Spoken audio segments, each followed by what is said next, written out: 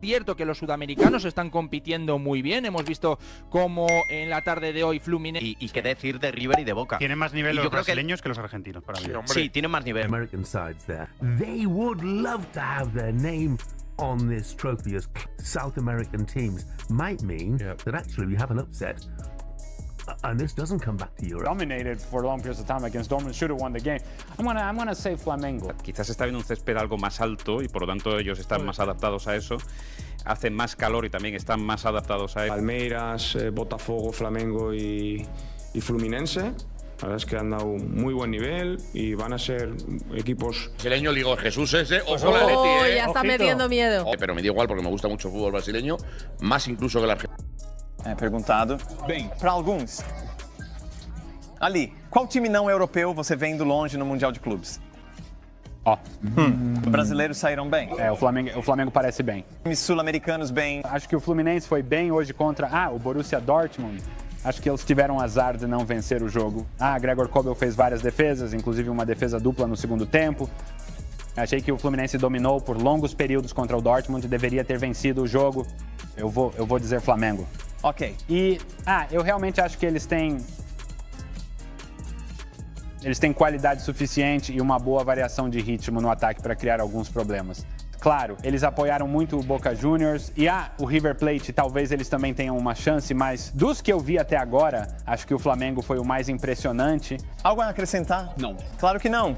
Jean, a estrela norueguesa Nemanja parece prestes a se juntar a Guardiola no Man City. De qual estrela do City ele mais te lembra? De clubes da América do Sul e do Norte da África tomam conta dos estádios. As únicas pessoas que parecem não se importar com esse torneio são os europeus, que sofrem de complexo de superioridade. Sim. Ali e Shaker, vocês podem pedir para o inglês Dan parar de ser tão arrogante em relação ao Mundial de Clubes? Acho que isso é um pouco injusto. Acho que me colocaram em uma caixa a qual eu não pertenço. Não acho que eu tenha sido arrogante em relação ao Mundial de Clubes. Você adora a câmera do árbitro. Egoisticamente, na verdade, é até bom pra gente, porque, afinal, sobre o que mais estaríamos falando agora. Então, o Real Madrid joga amanhã, é um bom pretexto para falar sobre Xabi Alonso, para falar sobre Trent Alexander-Arnold. Então, não acho que eu esteja exatamente na caixa em que você quer me colocar. Bem, eu concordo com isso. Feliz te culpar por tudo, Dan. Sim. Mas você está certo. Você não tem culpa. Sim. O que eu diria para você do ponto de vista sul-americano é que quando a Copa Intercontinental era disputada antigamente e era o campeão da Copa Libertadores contra o campeão do que era a Champions League na época... Sim. Então, para os times sul-americanos naquela época, isso faz muitos anos, era algo muito importante. Era algo enorme.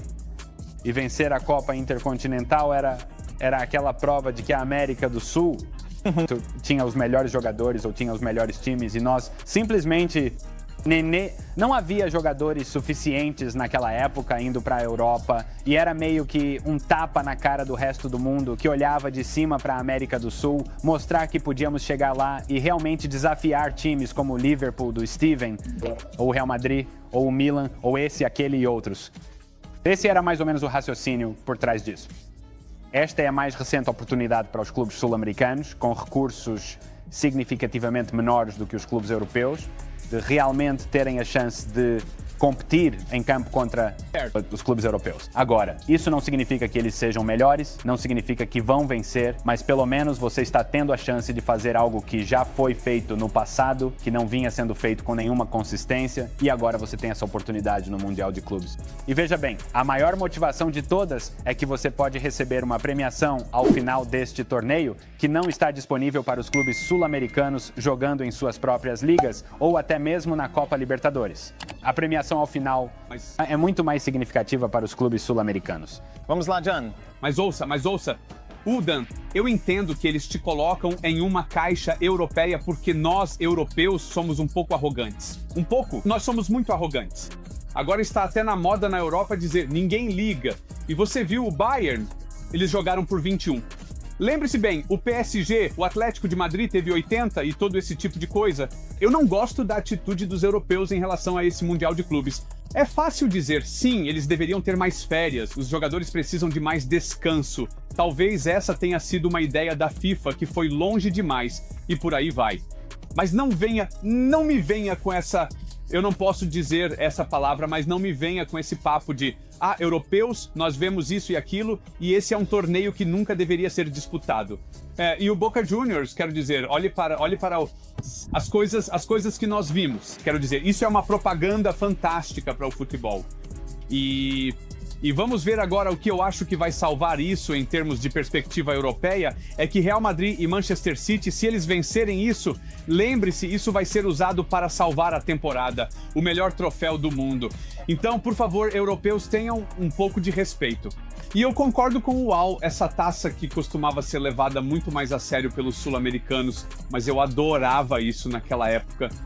Então, vocês, europeus, acalmem-se, vamos ter um bom jogo agora e depois deixem as autoridades falarem sobre a saúde dos jogadores e todas essas coisas. Vamos apenas aproveitar o futebol, tem alguns jogos bons aí. E se um jogo na Europa fosse disputado no meio do dia, também teríamos um estádio vazio. Então isso não tem nada a ver com isso. Acho que isso vai ser bom. Eu realmente acho. Sobre o Boca Juniors e o apoio das equipes sul-americanas, eu estive em Miami nos últimos dias. Sim. Começando ali por volta de sábado à tarde até domingo de manhã, uma presença de torcedores do Boca Juniors começou a aparecer. No domingo à tarde, eles já tinham tomado conta de tudo na cidade. E se você não acredita em mim, acredite na minha esposa, que chegou em casa depois de ter saído na tarde de domingo, me permitindo assistir ao US Open. Dia dos Pais. Sim, obrigado. Obrigado, amor. Amo você. Foi adiado por causa da chuva. Volta daqui a algumas horas. Sim. Ela chega, volta e diz: os torcedores do Boca Juniors estão por toda parte. Agora posso te dizer que antes de domingo, minha adorável esposa não sabia o que era o Boca Juniors. E lá estava ela, no meio dos torcedores do Boca Juniors, e ela disse: eles estão em todo lugar, não dava nem para andar.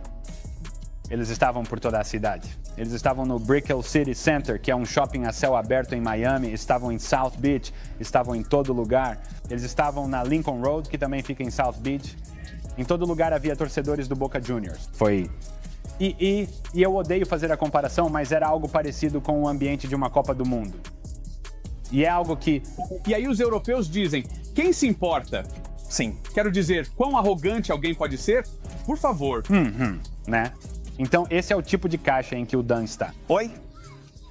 Você foi quem menos abraçou isso de todos que conheço. Sei como. Câmera anterior. Eu não sei do que você está falando, Dan.